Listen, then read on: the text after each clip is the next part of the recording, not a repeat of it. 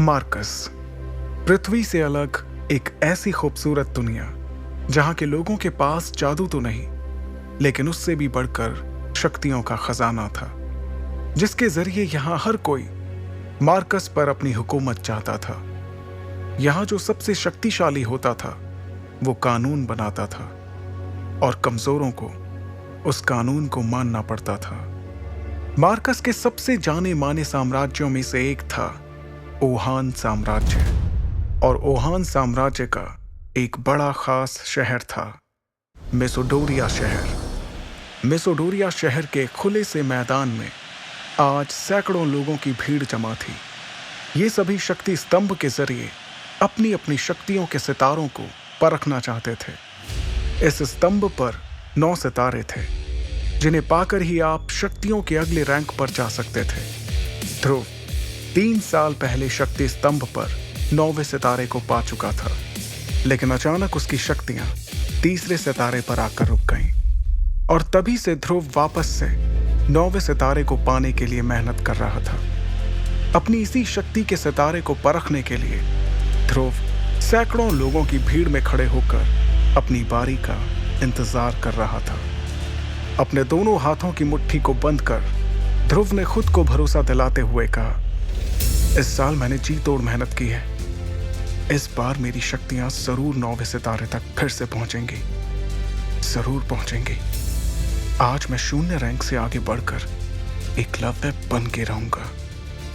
तभी एक घोषणा सभी के कानों में गूंजी, और अब अपनी शक्तियों को परखने वाले अगले शख्स का नाम है ध्रुव। जैसे ही ध्रुव का नाम पुकारा गया, वो लोगों की भीड़ से निकलकर बाहर आया और अपने कदमों को धीरे धीरे बढ़ाते हुए ऊंचाई पर रखे एक बड़े से पथरीले स्तंभ की ओर बढ़ने लगा, जिसका नाम था शक्ति स्तंभ। शक्ति स्तंभ के ठीक सामने पहुंचने के बाद ध्रुव के जहन में कई बातें चल रही थीं। ध्रुव जब सिर्फ 4 साल का था, तब से उसने प्रैक्टिस करना शुरू कर दिया था, और 10 साल की उम्र तक तो वो 9वें सितारे तक पहुंच गया था। फिर 11 की उम्र में वो शून्य रैंक से एकलव्य रैंक पर आ गया था। शौर्य दल के 100 साल के इतिहास में ये पहली बार था जब एक 11 साल का बच्चा एकलव्य बन गया हो। लेकिन उसके बाद ऐसा कुछ हुआ कि अचानक से एकलव्य एक बार फिर से शून्य रैंक पर आ गया। यही सब सोचते हुए ध्रुव ने अपने दाहिने हाथ की हथेली को शक्ति स्तंभ पर रखने के लिए आगे बढ़ाया। फिर उसने आंखें बंद करते हुए अपनी हथेली को शक्ति स्तंभ पर बने शक्ति चक्र पर रखा।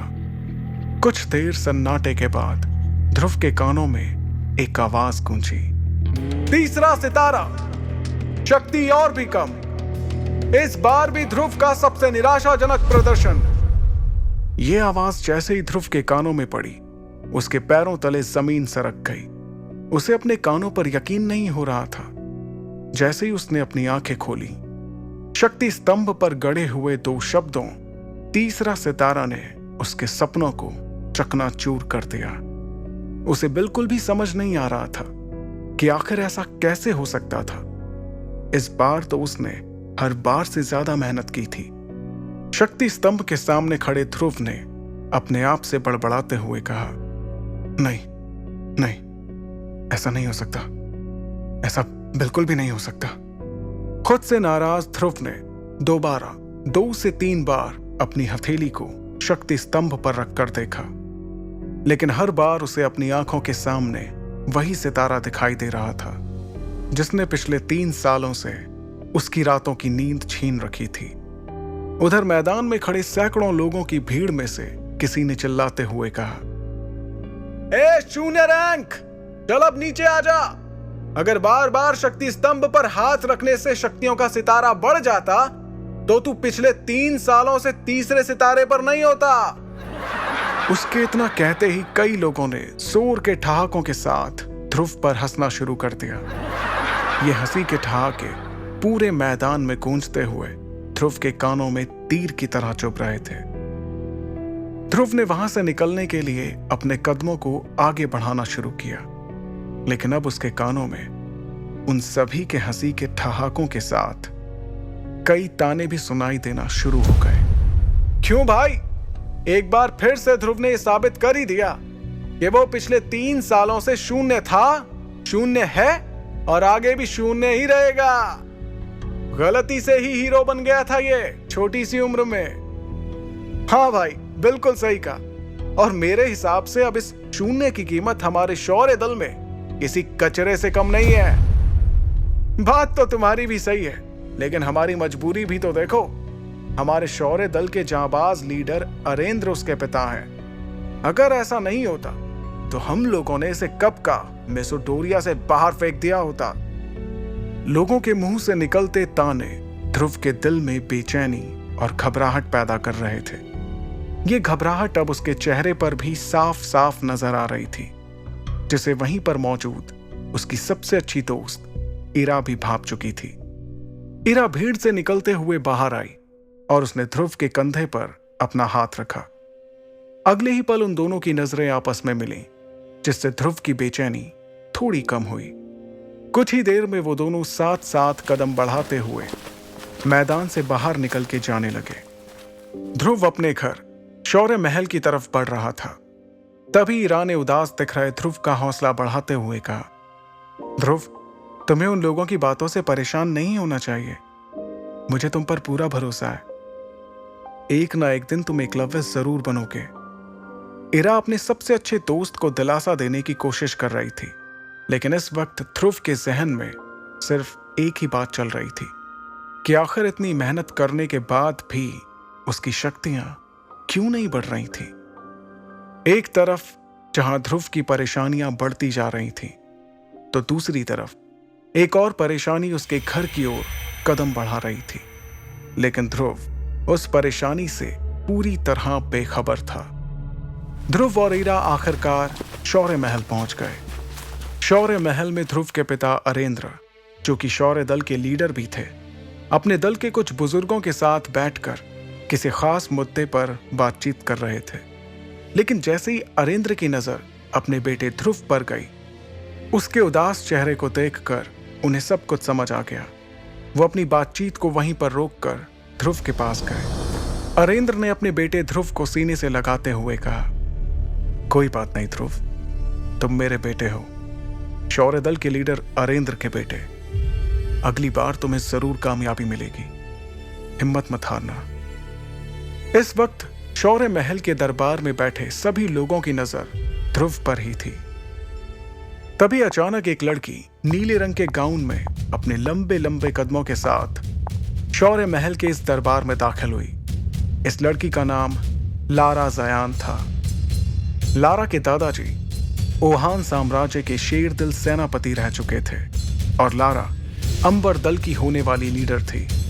अंबर दल ओहान साम्राज्य के सबसे ताकतवर दलों में से एक था। यह इतिहास में पहली बार था कि कोई इतनी कम उम्र में अंबर दल का लीडर बनने वाला था। लारा को अपने सामने देखकर सभी लोगों के साथ अरेंद्र भी हैरानी में पड़ गए, क्योंकि सभी जानते थे कि ये कोई आम लड़की नहीं, बल्कि अंबर दल की होने वाली लीडर थी। लारा का अचानक इस तरह से महल में आना किसी को भी समझ नहीं आ रहा था। फिर भी उसे अपनी ओर आते देखकर शौर्य दल के प्रमुख अरेंद्र ने कहा, तुम्हारा स्वागत है लारा। ना कोई खत, ना कोई खबर, इस तरह से यूं अचानक, सब ठीक तो है? अरेंद्र के सवाल पर लारा ने अपने दाहिने हाथ से चुटकी बजाते हुए अपने बॉडीगार्ड्स की ओर इशारा किया। इशारा पाते ही वो सभी एक कदम आगे आए। वो बॉडीगार्ड्स एक बड़े से हरे रंग के बॉक्स को पकड़े हुए थे। बॉक्स की तरफ देखते हुए लारा ने अपनी तीखी और तेज आवाज में कहा, मुझे पता चला है कि ध्रुव इस साल भी अपनी शक्तियों को नहीं बढ़ा पाया, इसलिए मैं ध्रुव के लिए एक खास चीज लेकर आई हूं। इसे पीने से उसे अपनी खोई हुई शक्तियां एक बार फिर से मिल जाएंगी। अरेंद्र ने ध्रुव की ओर देखकर दोबारा लारा को देखते हुए कहा, लेकिन लारा, हम तुमसे कोई तोहफा नहीं ले सकते, और वैसे भी तुम कुछ ही दिनों में हमारे परिवार का हिस्सा बनने वाली हो, इसलिए इस तोहफे की कोई जरूरत नहीं है। अरेंद्र की बात खत्म भी नहीं हुई थी और बॉडीगार्ड्स ने उस बॉक्स को खोल दिया। सभी को बॉक्स में हरे रंग की शरबत से भरी बोतलें दिखाई दे रही थीं। वहां मौजूद सभी लोगों ने इस शरबत को पहचान लिया था।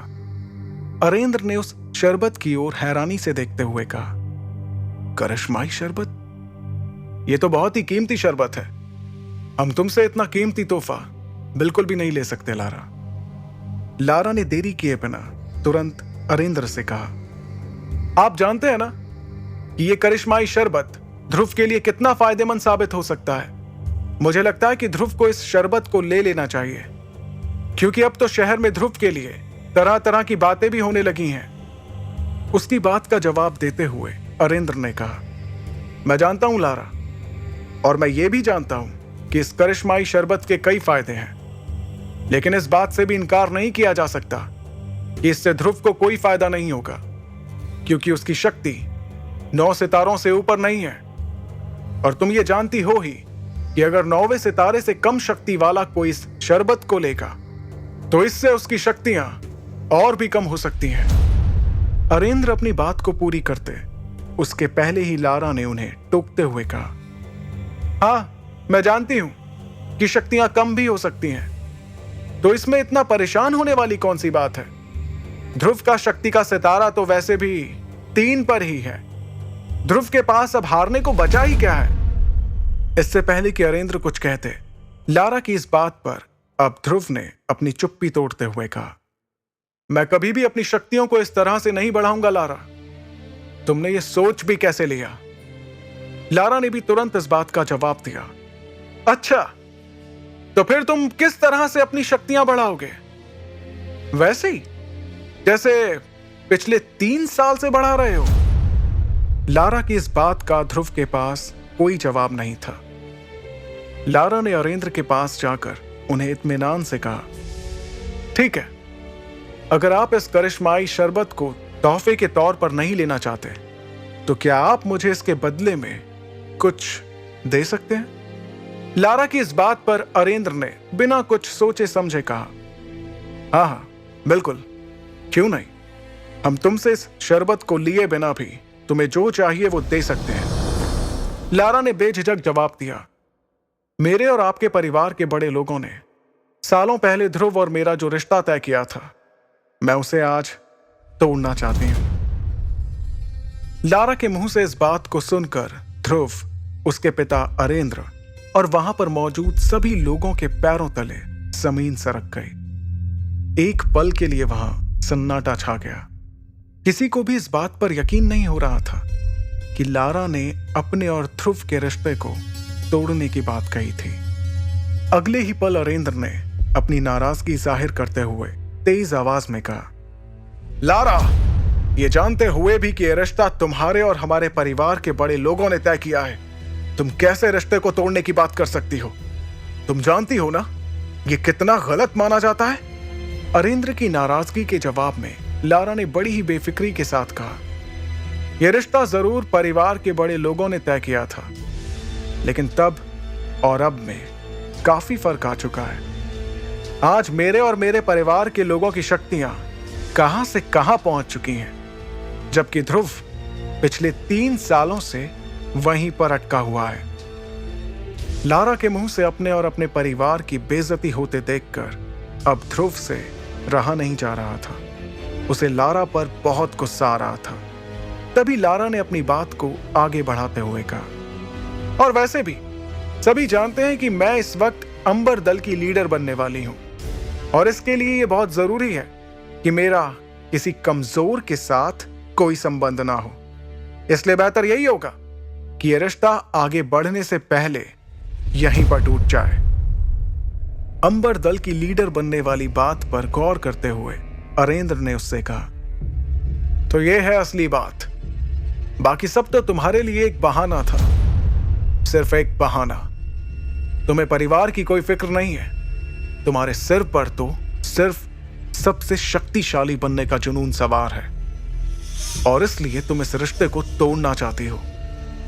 इस बार लारा ने बेशर्मी से जवाब देते हुए कहा, तो आप ही बताइए कि मैं कैसे उस इंसान से अपना रिश्ता जोड़ लूं जो पिछले 3 सालों से अपनी शक्तियों को बढ़ा नहीं पा रहा। लारा की इस बात का वाकई में वहां पर किसी के पास कोई जवाब नहीं था।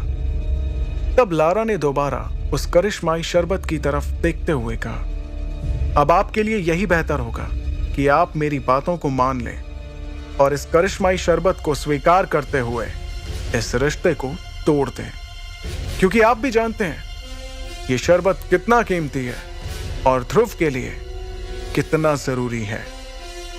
अब ध्रुव के सब्र का बांध भी टूट चुका था। वो लारा के ठीक सामने आकर खड़ा हो गया और उसकी आंखों में आंखें डालते हुए बोला, ठीक है, तुम्हें इस रिश्ते को तोड़ना है तो ये टूटेगा, जरूर टूटेगा। ध्रुव के इतना कहते ही सभी हैरानी से उन दोनों के चेहरे की तरफ देखने लगे।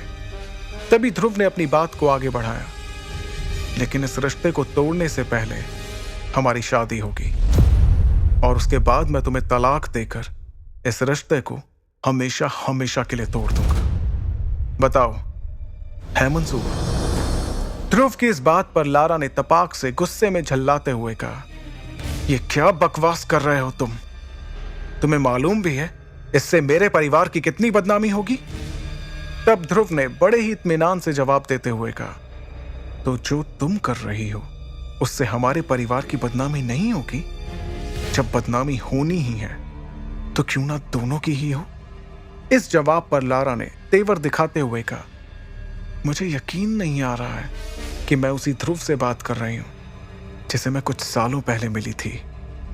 ध्रुव ने बिना वक्त गवाए अपने उसी अंदाज को बरकरार रखते हुए कहा, मुझे भी यकीन नहीं हो रहा है कि कैसे तुम इस करिश्माई शरबत की आड़ में इस रिश्ते को खत्म करने के लिए बिना कुछ सोचे समझे यहां चली आई।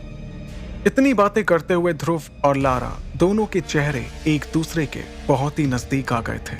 उन दोनों की आंखें एक दूसरे को घूरे जा रही थीं। माहौल गर्माता हुआ देखकर लारा के बॉडीगार्ड्स अपनी जगह से आगे बढ़े, लेकिन अगले ही पल लारा का एक इशारा मिलते ही उन सभी ने अपने आप को रोक लिया। फिर लारा ने अपनी बात को आगे बढ़ाते हुए कहा, मेरे पास एक तरीका है जिससे हम इस रिश्ते का फैसला कर सकते हैं। ध्रुव ने उससे पूछा, और वो क्या है? लारा ने कहा, 3 साल बाद हम दोनों के बीच एक मुकाबला होगा। अगर उस मुकाबले में मैं जीत गई तो तुम्हें इस रिश्ते को तोड़ना होगा, और अगर तुम जीत जाते हो तो वही होगा जो तुम चाहोगे। लारा की ये शर्त सुनते ही शौर्य महल में एक सन्नाटा छा गया था। अब सभी की नजरें ध्रुव के जवाब का इंतजार कर रही थीं। क्या ध्रुव अपनी मंगेतर लारा की शर्त मानेगा? आखिर क्या वजह है जो ध्रुव की शक्तियां पिछले 3 सालों से आगे नहीं बढ़ पा रही थी? कैसे लड़ेगा ध्रुव अपने से शक्तिशाली लारा से? जानने के लिए सुनते रहिए शक्ति चक्र, सिर्फ पॉकेट एफएम पर।